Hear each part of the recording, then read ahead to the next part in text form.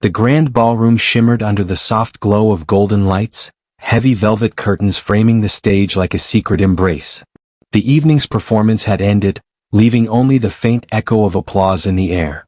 My blonde hair was tousled from the night's fervor, and I stood frozen, my shirt buttons straining against the tension. Behind me, Kai's fingers, steady and teasing, hooked into the collar of my suit jacket.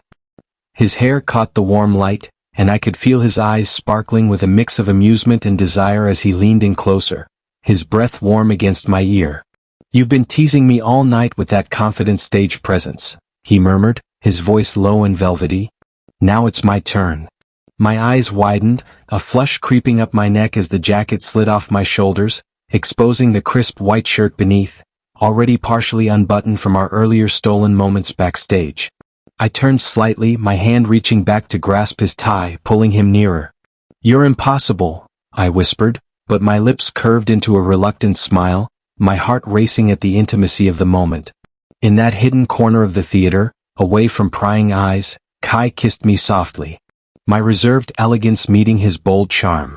As his hand slid down to my chest, the world outside faded, leaving only the spark between us, promising a night of unspoken passions. 2 years ago I used to believe in love. I thought it was the only thing in this world that could never betray me. My name is Akira, and back then I was 22, full of dreams and passion. I met my then boyfriend Kennedy at a small cafe near the theater where I practiced.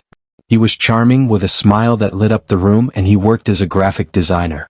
We started dating quickly, and for a year, everything felt perfect.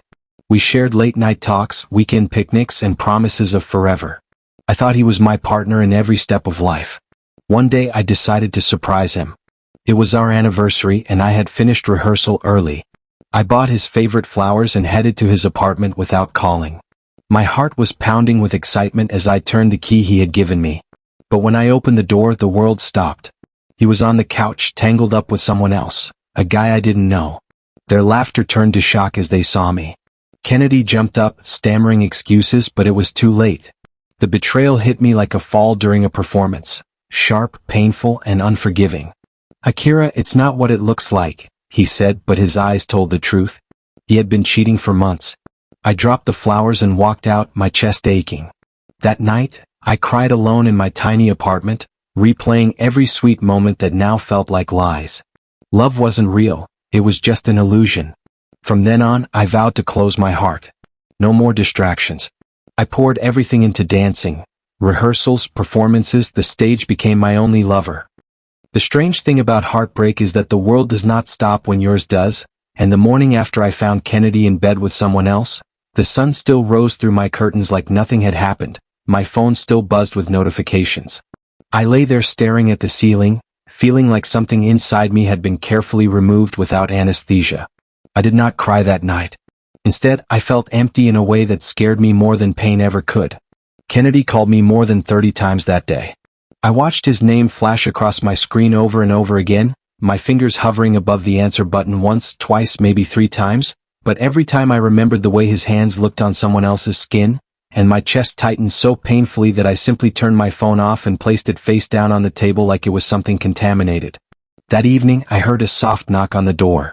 I shouldn't have opened it knowing fully well it was Kennedy. "Akira, please let me explain," he said quickly, his voice shaking in a way I had never heard before.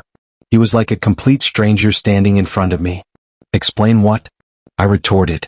"It was a mistake," he continued, stepping closer as if proximity would fix what he had destroyed. "I was drunk, I wasn't thinking, it didn't mean anything." That sentence hurt more than the cheating itself. I remember laughing softly, but there was no humor in it, only disbelief, because I realized in that moment that the version of him I loved so deeply existed only in my imagination, and the real Kennedy was just a man capable of looking me in the eyes and lying without shaking. "You're right," I said quietly, my voice surprisingly calm. "It didn't mean anything."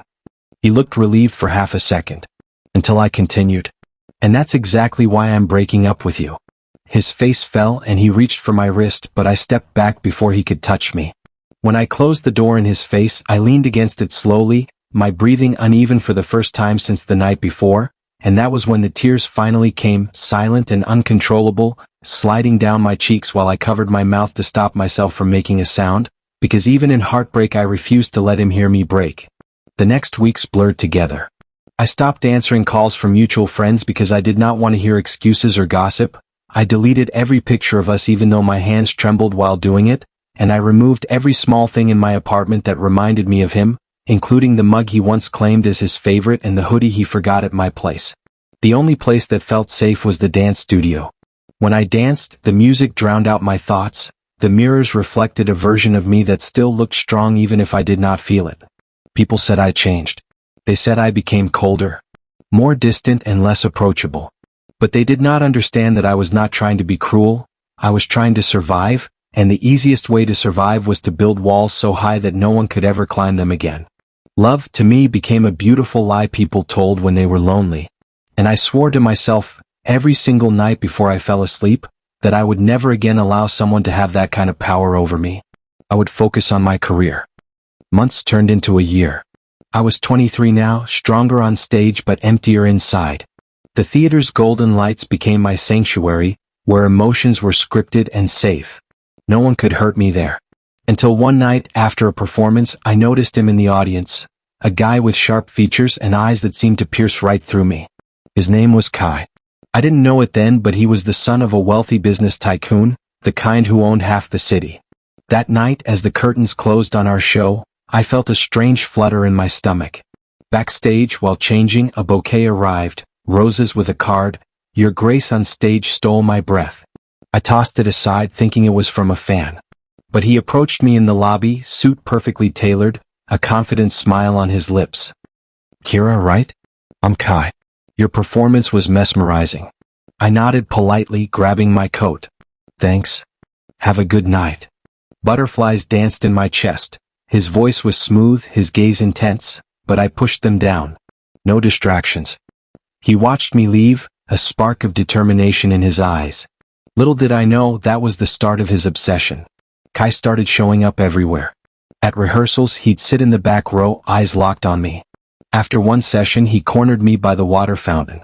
"You move like poetry," he said, leaning close enough for me to catch his cologne, warm and inviting. I stepped back, crossing my arms. "I'm busy." "Excuse me." But he laughed, that low, teasing sound that sent shivers down my spine. "Playing hard to get? I like a challenge." He'd tease me about my focused expression during dances, mimicking it playfully. I'd ignore him, but inside, his attention stirred something I hadn't felt since Kennedy. Why him? He was handsome, tall, with that hair falling just right, but I wasn't ready. Or so I told myself. One day he waited outside with coffee. "For the star dancer," he said, winking. I took it, muttering thanks, but walked away fast. His obsession was growing. He'd learned my schedule, my favorite spots. It scared and thrilled me. I told myself that Kai would eventually grow bored of chasing someone who refused to entertain him, that his presence outside my studio was nothing more than temporary amusement, but the following days proved how wrong I was. He kept appearing with the same calm confidence, standing behind the glass wall watching every movement of my body, and no matter how hard I tried to ignore it, I could feel his gaze tracing the sharp turns of my shoulders, the stretch of my arms, the tension in my steps, until dancing stopped feeling like an escape and started feeling like something dangerously intimate under his silent observation. Then one evening when I stepped outside after practice, I found my favorite drink waiting on the bench exactly the way I liked it, cold, and before I could pretend not to understand what it meant. He appeared beside me with that slow, knowing smile that made my stomach tighten, casually admitting he had noticed my routine, my preferences, the small details most people overlook. Instead of feeling flattered, I felt exposed, like he had been studying me piece by piece without asking permission. I still took a sip of the drink because despite my pride I could not deny the warmth that bloomed in my chest at the thought of someone paying that much attention to me. As days passed, his presence became constant and deliberate, never overwhelming yet never absent, and when a group of men stared at me too boldly outside the studio, he stepped in without raising his voice, his calm authority enough to make them retreat instantly. In that moment I felt something shift inside me because I hated how safe I felt standing beside him, hated how his quiet possessiveness did not suffocate me but instead wrapped around me like protection. Even though I continued insisting to myself that I did not date, that I did not believe in attachment, that my heart was closed permanently after Kennedy's betrayal, I could no longer ignore the undeniable truth that Kai was not chasing me out of boredom but out of intention. And what frightened me most was not his persistence but the fact that deep down I had never once truly told him to stop. Rides became regular. Kai would drive, his hand occasionally brushing mine on the gear shift. "I've been watching you for months," he confessed one night, parked outside my building. "From the first show I was hooked. You're all I think about." His words were intense, obsessive. "That's creepy," I said, but my heart raced. He leaned in, eyes dark. "It's honest. I want you, Akira." I got out quickly, but that night I couldn't sleep. Memories of Kennedy flooded back. The pain, but Kai was different. Persistent, yes, but kind. I tried to stay hard to get, ignoring texts, but he'd show up with lunch, teasing until I smiled. My resolve was crumbling. The night of my big performance, adrenaline pumped through me. Backstage after the show, the ballroom was empty except for echoes. Kai waited, pulling me into a shadowed corner behind the curtains. "You were incredible," he whispered, his hand on my shoulder, sliding my jacket off like in that stolen moment we'd shared before. His fingers traced my collar, unbuttoning my shirt slowly, exposing skin warmed by the stage lights. My breath hitched. "Kai." I protested weakly, but his eyes held mine, full of desire. He leaned in, lips brushing my ear. "Let me show you how much I want you." Our lips met, soft at first, then deeper, his hands on my chest, fingers grazing sensitive spots that made me shiver. I pulled him closer by his tie, bodies pressing together in the dim glow. Heat built between us, his touch gentle yet insistent, exploring the lines of my body with a reverence that left me breathless. We broke apart, panting, the air thick with unspoken promises. It was our first intimate connection, awakening parts of me I'd locked away. After that night, everything changed. I couldn't deny my feelings anymore. Kai's obsession fueled our dates, private dinners, walks under stars. He funded upgrades to our dance studio, saying, "Anything for you." But doubts lingered. "What if you end up hurting my feelings?" I asked one evening, curled against him on his couch. He held me tight. "I'd never. You're my world." His devotion showed in small acts, cooking my favorite meals, attending every show. I fell deeper, butterflies turning to love. Our moments grew intimate, kisses in hidden spots, hands intertwined, but always with that edge of passion. One evening, Kai was there at my usual night practical. He had come to watch like he always did, sitting quietly at the back with that calm expression that usually made me feel admired, but today his silence felt heavier, sharper, like something was building beneath his stillness, and I noticed the way his jaw tightened slightly when my partner's hand slid around my waist to steady me during a lift, the way his fingers curled slowly against his knee when our bodies came close for a spin. I tried to ignore it. I told myself I was imagining things.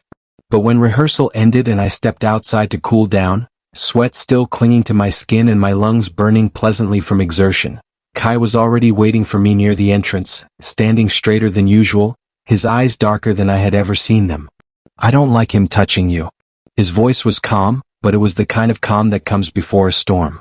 I frowned, exhaustion mixing with irritation. "We were just rehearsing." "I know," he replied immediately, which somehow made it worse. "But I don't like it."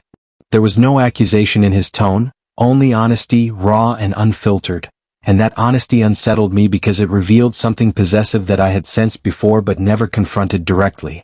"You can't control my work," I said firmly, my voice sharper than I intended. "I'm not trying to control you," he answered, stepping closer, his expression conflicted. "I just don't like the way he looks at you." I exhaled slowly, frustration rising. "You're overthinking." Maybe he was. Maybe he wasn't. But what scared me was not his jealousy, it was how intense it felt, how deeply it seemed rooted in something more than insecurity. For the first time since we started this, we argued. He hated the idea of anyone being close to me, and I hated the idea of being restricted. We stood there facing each other, both stubborn, both emotional, and for a brief terrifying second I wondered if this was how everything beautiful eventually began to crack. I walked away first, not because I was done, but because I needed space to breathe. That night, I replayed the argument over and over in my head, questioning whether his possessiveness was romantic or dangerous, whether it was devotion or control, and for the first time since I had allowed myself to love again, fear crept quietly into my thoughts. The next morning when I arrived at the studio, A bouquet of white lilies was waiting for me at the front desk. My favorite flowers. Attached was a simple note in his handwriting. My obsession scares me too. But it exists because I love you more than I know how to handle. I stared at the words for a long time, my chest tightening not with anger but with understanding, because loving someone deeply after losing them once can make you afraid of losing them again, and Kai loved intensely, not halfway, not cautiously but fully. He was waiting outside when I finished practice. This time there was no pride in his posture. No teasing smile, just sincerity. I don't want to cage you, he said quietly, eyes softer now. I just don't want to lose you. That sentence disarmed me completely. Because beneath the jealousy, beneath the possessiveness, there was fear. I stepped closer to him slowly, my anger dissolving into something gentler. You won't lose me, I said, and it was the first time I said something like that without feeling terrified. He wrapped his arms around me carefully, not tightly, not claiming, just holding, and I rested my forehead against his chest, listening to the steady rhythm of his heartbeat, realizing that obsession without communication becomes poison, but obsession met with vulnerability becomes commitment. Later that evening, back in my apartment, we sat on the couch with the city lights glowing faintly through the windows, and for the first time I told him everything, not just about Kennedy cheating but about the humiliation, the self-doubt, the nights I questioned my worth, the way I built walls so high I almost trapped myself inside them. He didn't interrupt. He didn't rush to fix it. He just listened. And when I finished, his hands gently cupped my face, his thumb brushing away tears I hadn't noticed falling. You deserved better, he whispered. Then he leaned in and kissed me slowly, tenderly, not with hunger but with reassurance, his lips moving against mine in a way that felt grounding rather than consuming, and when his hands slid around my waist, pulling me closer. His fingers traced slow, calming patterns against my back while I rested against him. I understood that Kai's obsession was not about possession. It was about fear of losing what he treasured. And instead of pushing him away, I chose not to let go. Days later, Kai had taken me to a quiet restaurant downtown, the kind with warm golden lighting and soft music playing in the background. I remember thinking how different my life felt now compared to a year ago, how calm my heart was sitting across from someone who looked at me like I was still worth choosing every single day. We were laughing about something small, I don't even remember what, when my eyes shifted slightly past his shoulder, and that was when I saw Kennedy standing near the entrance, frozen. He was looking directly at me. For a split second, time did that strange thing again where it slows down just enough for you to process everything at once. The past, the betrayal, the tears, the loneliness, but instead of feeling that familiar ache in my chest, I felt steady. He looked the same. Recognition flashed across his face, followed by something that looked almost like regret, and I watched him hesitate before taking a step forward, as if he was gathering the courage to approach me, maybe to apologize again, maybe to test if I still felt something. I did not move. I did not look away. I simply observed him the way one observes a memory. And just as he began walking toward our table, just as his lips parted slightly like he was preparing to speak my name again after all this time, Kai noticed the shift in my expression and turned his head slightly to follow my line of sight. The air changed immediately. Kai stood up calmly, not abruptly, not aggressively, but with the kind of quiet authority that demands attention without raising its voice, and in 2 unhurried steps he positioned himself beside me, not blocking my view but clearly placing himself between me and the past that once tried to destroy me. Kennedy stopped walking and Kai's hand rested gently at the back of my chair, his fingers brushing lightly against my shoulder in a gesture that was both protective and claiming, and though he did not say much, his presence alone shifted the balance completely. Kennedy's eyes flickered between us, taking in the closeness, the unspoken understanding, the way I naturally leaned slightly toward Kai without thinking about it, and in that moment I saw something clear in his expression, realization. He had lost me. I'm happy, I said softly, my voice calm and steady, and those 2 words were not meant to hurt him, but they carried more weight than anger ever could. Kennedy nodded slowly, swallowing whatever speech he had prepared, and after a few seconds that felt longer than they actually were, he stepped back, then turned away, disappearing into the warm glow of the restaurant lights without another word. And just like that, the chapter of my life that once defined my heartbreak closed quietly. When I sat back down adjusting my chair, Kai studied my face carefully, his eyes searching for any sign of lingering pain, but when I smiled at him his shoulders relaxed slightly. You okay? He asked gently. I nodded. More than okay. Kai reached across the table and took my hand in his grip warm and firm, and there was no jealousy in his eyes this time, no possessive tension, only certainty. He did not need to fight for me. He already had me. Later that night, as we walked out of the restaurant into the cool evening air, the city lights reflecting softly in his dark eyes, he pulled me gently toward him, wrapping his arms around my waist with a quiet confidence that made my heart beat in a way that felt safe rather than chaotic. "I told you," he murmured near my ear, his voice low and steady, "I wasn't going to let you go." I looked up at him, studying the face of the guy who had once stood outside my studio watching me like I was something worth chasing, the guy who turned obsession into protection, jealousy into growth, and intensity into unwavering commitment. I rose slightly on my toes and kissed him slowly under the streetlights. Love did not die the night I was betrayed. It was simply waiting for someone who refused to let me go. And this time, I chose him. If you enjoyed this story, please like the video, leave a comment, and don't forget to subscribe for more BL stories. Thanks for watching. See you next time.